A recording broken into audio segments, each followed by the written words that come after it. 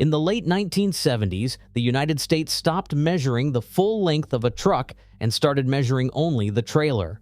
Europe never followed.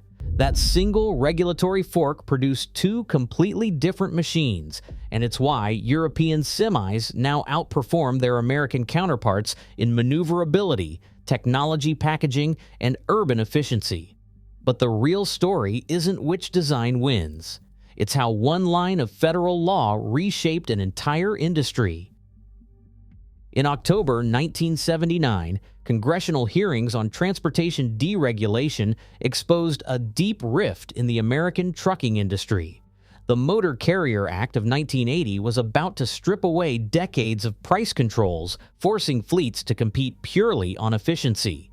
To survive in this low-margin, market-driven environment, carriers needed to haul more cargo per trip. But they ran directly into a physical barrier, state-level limits on the overall length of the tractor and trailer combined. Bennett Whitlock Jr., president of the American Trucking Associations, warned that these restrictive caps were crippling operators. The solution arrived when the Federal Highway Administration and Congress collaborated on a sweeping regulatory rewrite. Codified in the Surface Transportation Assistance Act of 1982, the new framework stripped states of their power to restrict overall vehicle length on the newly designated national network. Under Title 23, Section 658.13 of the Code of Federal Regulations, the law laid down an absolute baseline. No state could impose an overall length limitation on tractor-semi-trailer combinations. Instead, the law established a 48-foot minimum standard for the semi-trailer alone, a floor that states could not undercut. By focusing compliance strictly on the trailer, the tractor itself was no longer the part being squeezed by size laws. This change removed the primary design penalty on long hood trucks. Fleet owners could now add larger hoods, move engines rearward, and expand physical cab space without sacrificing a single square inch of profitable cargo room. European regulations took the opposite path, focusing on the entire vehicle footprint rather than just the trailer. In 1970, Council Directive 70-156 EEC established a harmonized framework that limited the overall combination length of articulated trucks to 16 meters.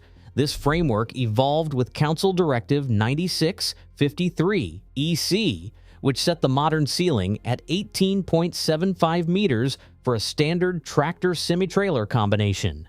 Within this strict legal boundary, individual semi-trailers are capped at 13.6 meters. This rigid total length limit meant that every inch of the tractor counted directly against potential cargo space. To maximize payload volume inside the legal envelope, European manufacturers and operators adopted the cab-over-engine design as the default layout. Placing the driver's cabin directly over the engine compartment compresses the tractor's physical footprint, leaving the maximum allowable space for the trailer. This compact arrangement integrated with the historic infrastructure of Europe. Dense urban environments, narrow regional roads, and strict turning circle requirements, including a mandated maximum turning radius of 12.5 meters, reinforced the need for a highly maneuverable platform. Under these rules, extending the front of the tractor would require a corresponding reduction in trailer length, directly reducing cargo capacity. Consequently, the short, flat-nosed cab-over became the standard engineering response to a tight regulatory envelope. On the pavement, these structural geometries dictate how a driver negotiates physical space. The most immediate difference lies in the front overhang, the distance from the front bumper to the center of the steering axle. A standard American conventional tractor carries a front overhang of roughly 60 inches, placing 5 feet of engine and hood ahead of the wheels. A European cab-over compresses this same measurement down to 20 or 30 inches. This compression, combined with a shorter kingpin setback of 8 to 10 inches compared to the conventional's 14 to 16 inches, fundamentally alters the vehicle's turning footprint. When hauling the exact same trailer, a cab-over tractor reduces the combination's minimum turning radius by 4 to 6 feet. This geometric shift alters the swept path, the total width of the corridor the truck occupies during a turn. As a vehicle rounds a corner, the rear axles do not follow the path of the front steering tires. This lateral deviation, known as off-tracking, can pull a 70-foot conventional combination 10 feet inward during a 30-degree turn.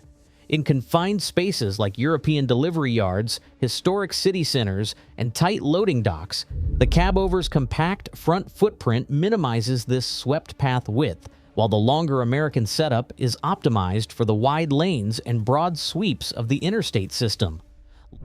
Long-haul journeys across North America often keep drivers away from home for days or weeks, transforming the tractor cab into a primary residence. To support this lifestyle, American conventional trucks dedicate substantial space behind the driver's seat to living amenities. High-roof sleepers, like those on the Peterbilt 579 Ultraloft or Volvo VNL 860, can measure up to 76 inches in length, containing full-sized beds, microwaves, and wardrobes.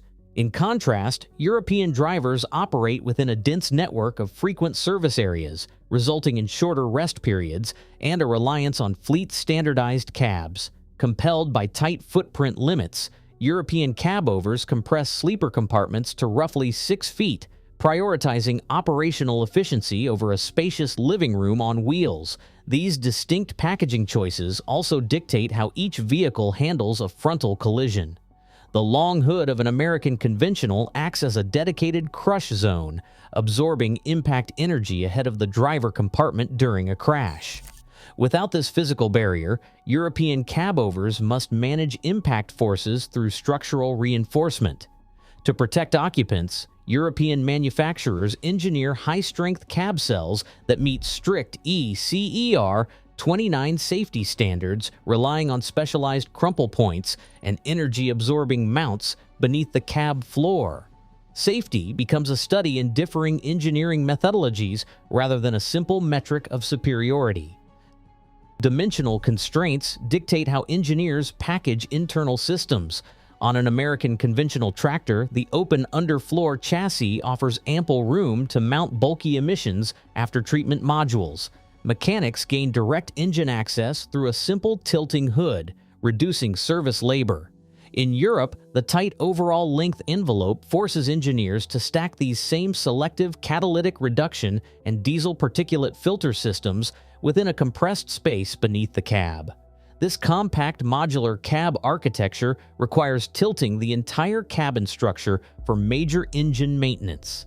These engineering realities directly mirror regional business models. European fleet operations prioritize maximum cargo volume within strict legal limits, accepting higher maintenance labor for space efficiency.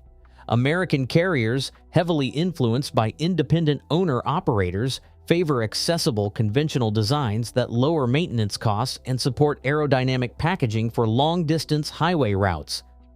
Across the vast Australian outback, operators combine these global design paths to assemble some of the largest transport combinations on Earth. In these remote territories, road trains pulling up to 4 trailers rely heavily on European-origin prime movers, such as Scania and Volvo FH platforms.